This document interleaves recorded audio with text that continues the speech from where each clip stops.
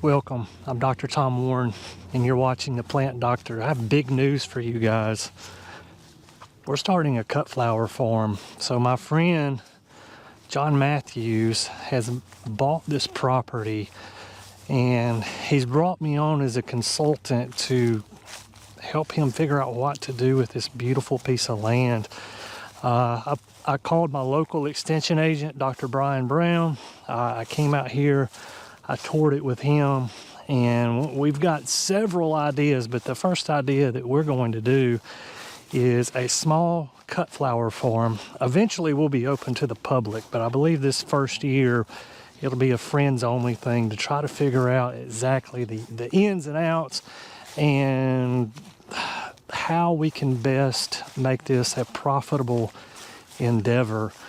So I want to walk you guys through this entire process of what we're doing, why we are doing it, and hopefully make you a better gardener. Let's go have some fun. So we've identified how we're going to set up our beds. What we're going to do, as you can see John marking this out right here, we're going to have a 25-foot long bed. And the beds are going to be 4 feet wide apiece. And the reason being is, why 4 feet? Well, somebody can easily reach to the middle. That's only 2 feet to the middle from both sides. So in between each bed, we're going to have a 6-foot walkway. So we're going to have, you can see this flag here, this flag here. That represents the length of one bed. We're going to go 6 feet. There's going to be a walkway going this way and a walkway going that way around each bed. So John's counting off 6 feet right here, and this is going to be a walkway area. So from this flag to this flag is a walkway. We're going to go down another 25 feet, and this is going to be a second bed. So we're going to have a series of beds. There'll be a series of beds on this side, 25 feet long.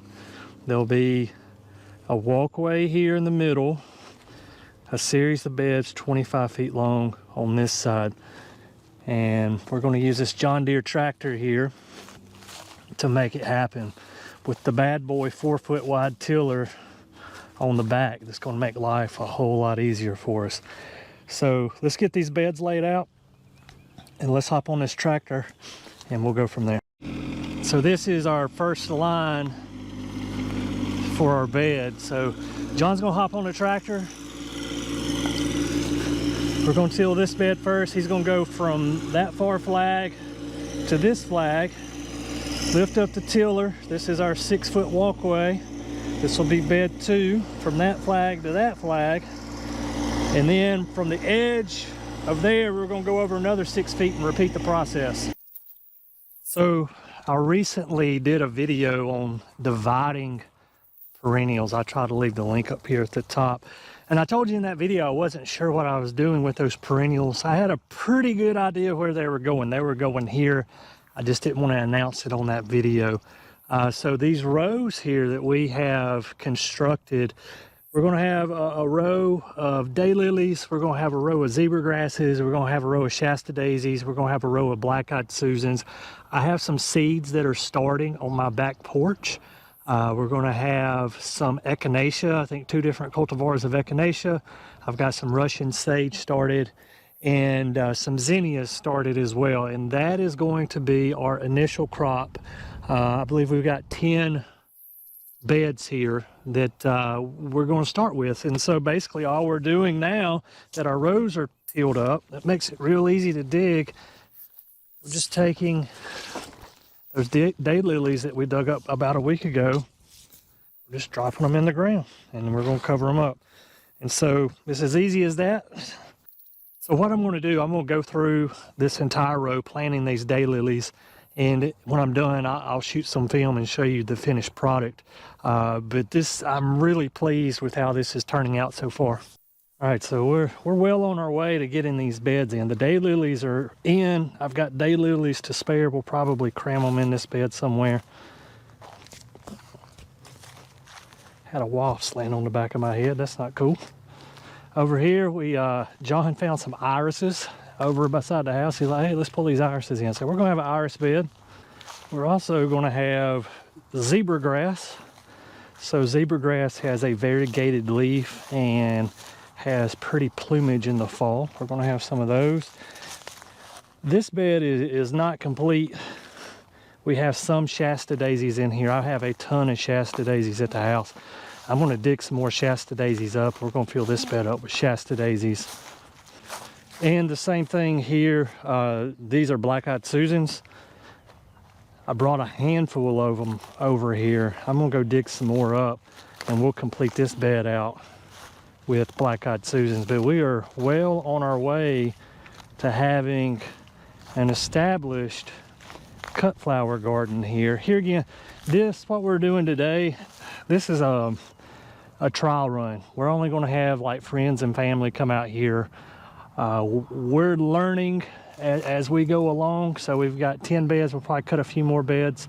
We'll have some zinnias and things like that out here as the season progresses. But the long-term plan, I'm going to show you here in a second. So the long-term plan is we are going to have the cut flower garden right here along the road.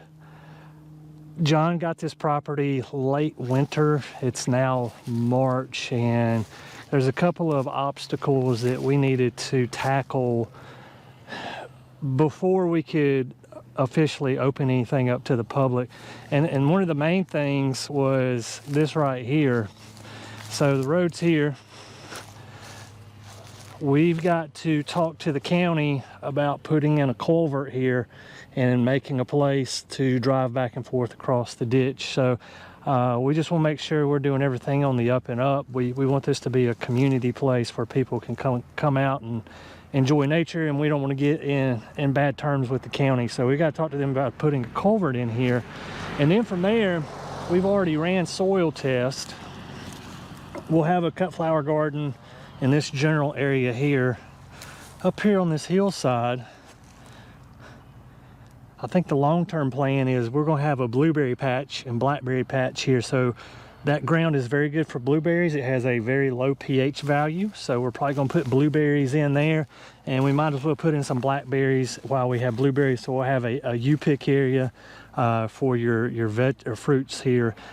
We've had some limited discussions about like a vegetable garden, but I don't know long-term how that would work out. We're looking at mainly doing perennial flowers and perennial fruits, just something that's real easy, that we don't have to babysit all the time. I have a full-time job. John has a full-time job. This is just like a side thing, little side hustle that he bought this land and he said, Tom, you have the knowledge, I've got the resources, let's do something. And so that's what we're doing. But you can see way down there, you can see my truck. That's where our patch is. You can see John putting up the tractor.